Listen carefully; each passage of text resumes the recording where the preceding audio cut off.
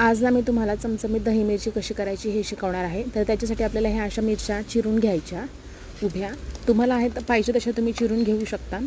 मी अशा घेतल्या ते कारण छान दिसतात अशा मिरच्या भाजीमध्ये। अशा उभ्या चिरून घ्यायच्या मस्तपैकी, बघू शकता तुम्ही। मिरच्या चिरून झाल्या की आपण तेल गरम करायला ठेवायचं। तेलामध्ये जिरी मोहरी टाकायची तेल गरम झालं की, आणि जिरी मोहरी तडतडली की त्याच्यामध्ये मिरच्या टाकून परतून घ्यायच्या। पहिल्या मिरच्या परतून घ्यायच्या। मिरच्या परतून झाल्या की त्याच्यामध्ये आपल्या घरामध्ये जेवढे मसाले आहेत ते तुम्ही ॲड करू शकता।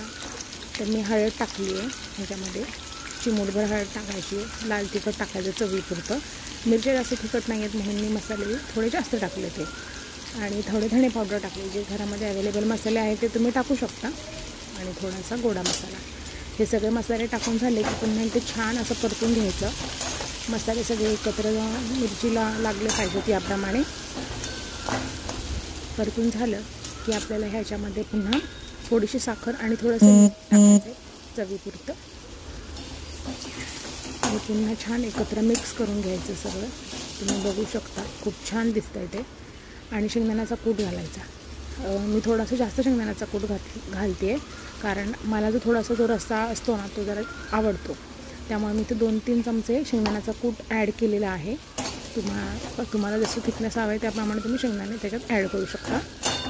शेंगदाण्याचा कूट टाकून झाला की छान परतून घ्यायचं। 1-2 मिनटं थोडंसं परतून झालं की त्याच्यामध्ये पुन्हा आपल्याला बघा कसं छान तेल सुटलं आहे। दही ॲड करायचं, घरी लावलेलं दही आहे हे। ह्याच्यात मी 2 चमचे दही ॲड केलेलं आहे,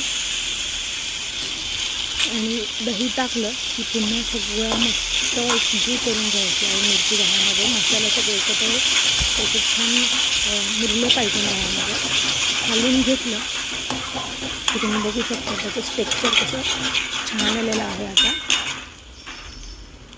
आणि थोडंसं 1-2 मिनटं झाकण ठेवायचं आणि छान वाफ काढून घ्यायची। खूप छान तेल सुटतं, तुम्ही बघू शकता पुढे। 1-2 मिनटं झाकून ठेवायचं। झाकण काढलं की हे बघा असं छान तेल सुटलेलं असतं मिरचीला। एकदम चविष्ट लागते। जेव्हा तुमच्याकडे काही भाजीला नसेल तुम्ही हे नक्की ट्राय करून बघा, खूप छान लागतं। भाताबरोबर पण खूप छान लागतं। शिवाय तुम्ही चपाती आणि भाकरीबरोबर सुद्धा ट्राय करू शकता। बघू शकता किती छान मिरची शिजली, मऊ झाली आहे, आणि दिसायला पण अप्रतिम दिसते। तेल पण खूप छान सुटलेलं आहे। आपण एवढं तेल नव्हतं वापरलं, पण शेंगदाण्याचा कूट आणि दही नंतर ह्याच्यात खूप छान तेल सुटलेलं आहे। थोडीशी कोथिंबीर टाकायची।